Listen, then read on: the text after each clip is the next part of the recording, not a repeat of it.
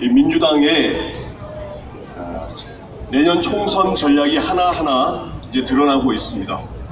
최근 밝혀진 게 크게 두 가지인데요. 첫 번째는 이번 국회에서 좌파연합 장기 집권 수단으로서 연동형 비례제를 반드시 밀어붙이겠다는 것입니다. 그리고 두 번째 이 전술은 저희들에게 이제 식상한 적폐청산 이 프레임 가지고만은 좀 부족하기 때문에 저희들에게 친일파니 좀 전에 얘기했던 그런 토착 외군이 매국론이 이런 이제 프레임을 또 씌우겠다는 겁니다.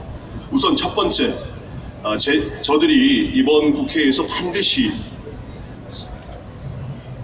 연동형 비례제를 통과시키려는 조짐은 우선 공수처법안이라든지 이 검찰, 경찰, 수사권 조정 이런 걸 다루는 이 4개 특위위원장은 자유한국당에 주고 연동형 비례제를 다루는 정계특위위원장을 자기들이 갖겠다라고 딱 결론을 내렸습니다.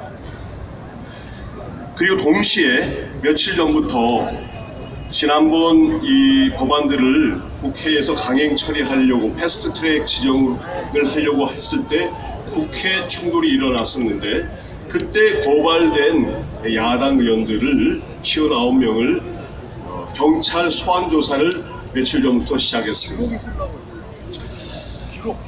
지금 이 야당 의원들에게 씌워진 혐의는 국회 선진화법 위반인데요. 이 국회 선진화법 처벌 규정이 굉장히 좀 셉니다. 그래서 짧게는 5년, 길게는 10년간 국회의원 출마를 못합니다. 그렇기 때문에 국회의원들은 굉장히 행동의 제약을 받을 수밖에 없습니다. 그렇잖아도 좀 소심한 사람들이 많은데 이거 이렇게까지 딱 으름장을 놓으니까 다음 회기 때 저들이 패스트트랙을 강행 처리를 또 하려고 할 때 과연 지난번처럼 제대로 막을 수 있을지 걱정입니다. 아마 카메라 앞에서 조금 하는 신용을 하겠지만 그분들은 자기 소신과 자기 신념을 위해서 여러분들처럼 자기 목숨과 자기 정치적 생명을 내어줄 그런 생각은 전혀 없기 때문에 참 소극적인 대응을 하지 않을까 굉장히 걱정이 됩니다. 자, 그런데 여러분, 민주당 역시 연동형 비례제가 되면 자체적으로 과반수 확보하기가 굉장히 어렵습니다. 그런데도 불구하고 왜 이들이 그거를 이번에 기필코 밀어붙이려고 하는가? 아주 간단히 얘기해서 자체적으로 과반수 확보를 못하더라도 이중대, 삼중대를 내세워서 그들과 좌파 연대를 해서 좌파 연대 장기 집권을 하는 것이 훨씬 효과적이라고 판단하기 때문입니다. 자, 여러분, 어떤 분들은 이런 말씀도 하십니다. 연동형 비례제가 되면 우리 공화당도 의석수 늘리는 데는 훨씬 낫지 않냐 이렇게 말씀하시는 분들도 있으십니다. 사실입니다. 하지만 우리 조원진 대표님도 분명히 여러분께 말씀하셨듯이 저희는 우리 의석수, 우리 당리 당략에 의해서 당론을 결정하는 그런 정당이 아닙니다. 옳은 것은 반드시 하지만 옳지 않은 것은 절대 아무리 우리에게 이익이 좀 된다 하더라도 결코 그 길을 가지는 않습니다. 우리는 연동형 비례제가 좌파 연대 장기 독재 음모이기 때문에 결연히 반대하는 것입니다. 좌파 연대 독재 음모 연동형 비례제를 분쇄하자! 두 번째, 민주당의 내년 총선 전략 중 한 가지가 좀 전 최지민 동지도 여러분께 소상히 말씀드렸듯이 저희들을 애국심 가득한 저희들을 친일파니 매국노니 심지어 토착 외군이 이렇게 프레임을 씌우려고 하고 있습니다. 아까도 말씀드렸듯이 적폐청산도 어느 정도지 2년, 3년 되니까 사람들이 다 식상해야 하지 않습니까? 그렇기 때문에 지금 최근에 한일 긴장관계를 잘 틈타서 저희들을 친일파니 매국노니 이렇게 몰아붙이려고 하고 있습니다. 며칠 전 유시민 노무현 재단 이사장이 이런 얘기를 했습니다. 여러분 다 기억하시듯이 지금 같은 이 판국에 아베 편드는 그런 사람이 있다면 가슴에 손을 얹고 생각해 봐야 한다. 동경으로 이사 가시든지 이렇게 얘기했죠. 저는 유시민 씨에게 자기 말 그대로 똑똑히 되돌려 드립니다.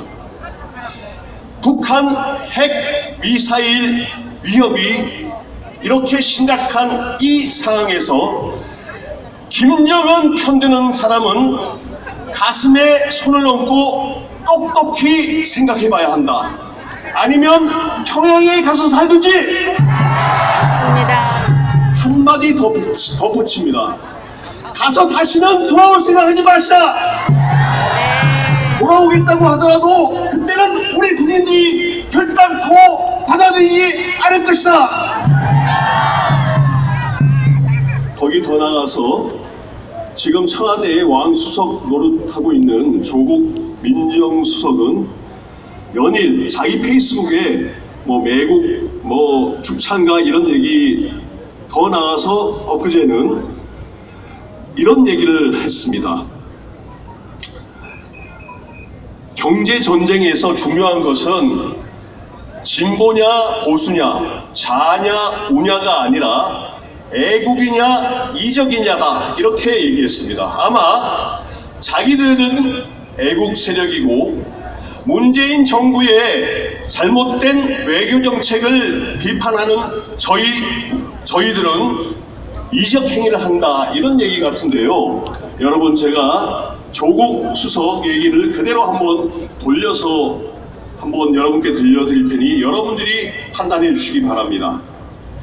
북한의 핵 미사일 위협을 저지하기 위한 전쟁에서 중요한 것은 진보냐 보수냐 좌냐 우냐가 아니라 애국이냐 이적이냐다. 누가 애국 세력입니까? 누가 이적 세력입니까? 정말 적반하장도 어느 정도 유분수지, 이렇게 애국과 이적을 함부로 뇌까리면서 국민들을 선동하는 이 정권, 문재인 정권은 정말 각성하고 지금부터라도 이 시급한 한일 경제 위기를 해결하기 위해서 우리 야당, 우리 공화당의 정당한 주장과 요구를 반드시 받아들여야 합니다. 마지막으로 우리 동지들께 호소드립니다. 문재인 민주당 정권의 내년 총선 전략, 장기 독재 음모가 하나하나 밝혀지고 있습니다. 아까 좀 전에 설명드렸듯이 첫 번째는 연동형 비례제를 이번에 반드시 통과시켜서 2중대, 3중대까지 내세워서 과반수 확보를 하겠다는 겁니다. 그래서 좌파 연합 장기 독재를 계속 해가겠다는 것입니다. 그리고 그것을 위해서 우리 정말 애국심 가득한 우리 애국 세력들을 매국노, 친일파, 토착 외교라고 이렇게 프레임을 씌우려고 합니다.